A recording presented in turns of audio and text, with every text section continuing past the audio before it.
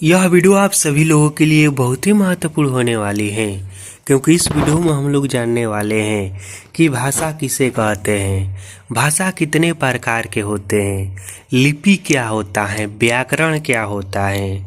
देखिए, भाषा और लिपि व्याकरण से संबंधित जितना कुछ भी आप लोगों को पढ़ना है ना, वह सब कुछ बहुत ही अच्छे से और डिटेल में जानने वाले हैं। तो चलिए बिना देर किए हुए इस वीडियो को शुरू करते हैं। तो सबसे पहले हम यह समझ लेते हैं कि आखिर भाषा है क्या। तो देखिए, भाषा क्या है।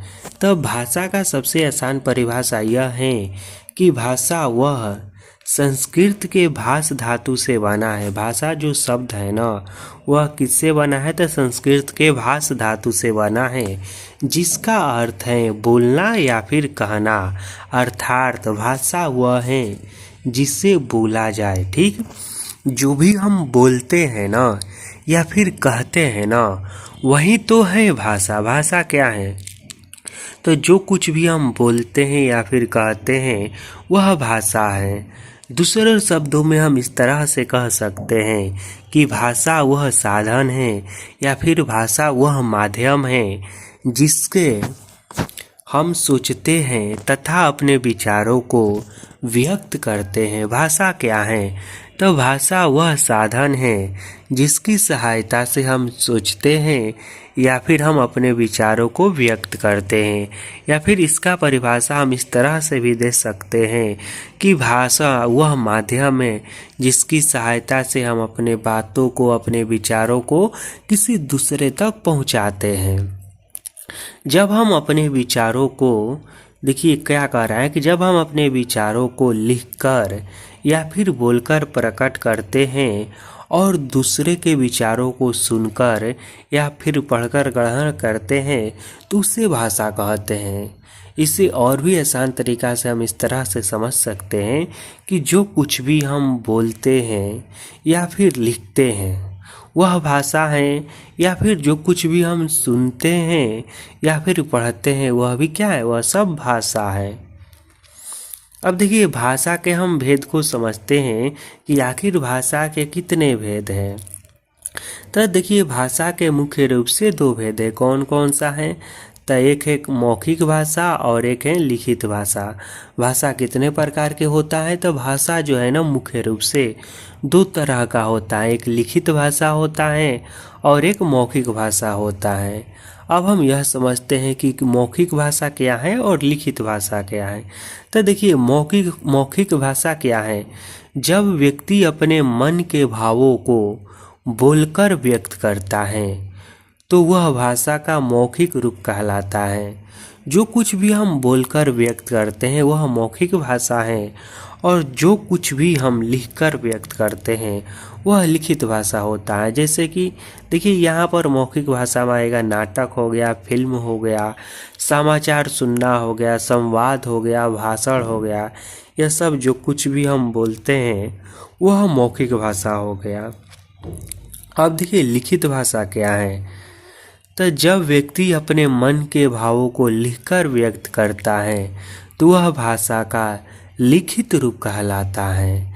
जैसे ग्रंथ हो गया, पुस्तक हो गया, अखबार हो गया, पत्र पत्रिकाएं हो गई, यह सब क्या है, यह सब लिखित भाषा है। अब देखिए, यहाँ पर नोट में कुछ है कि लिखित भाषा के लिए लिपि का होना आवश्यक है।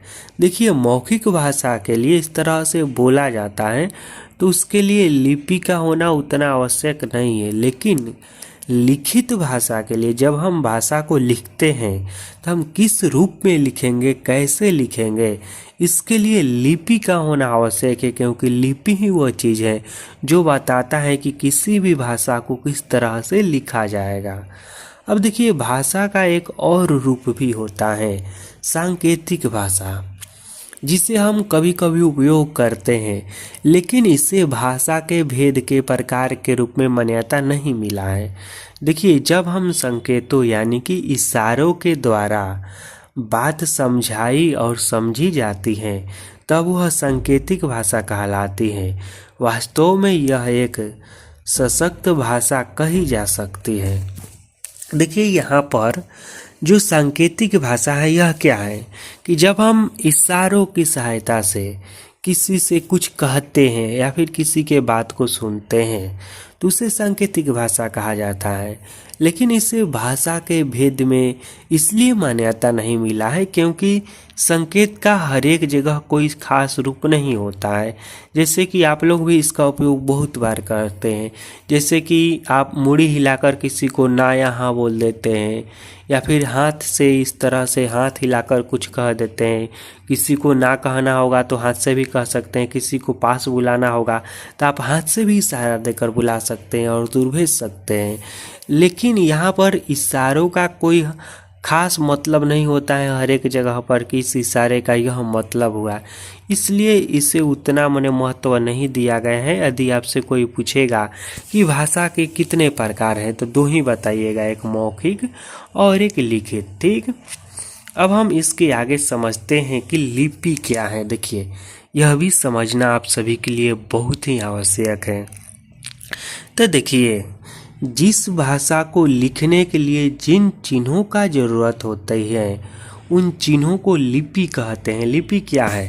तब भाषा को लिखने के लिए जो कुछ भी लगता है ना और जो कुछ भी नियम कानून होता है ना वह सब कौन बनाता है? लिपि बताता है। ठीक, अब देखिए कुछ यहाँ पर महत्वपूर्ण भाषा की लिपियाँ हैं जो कि यहाँ पर दिया गया है, इसे आप लोग याद रखिएगा, कहीं पर भी पूछ देता है।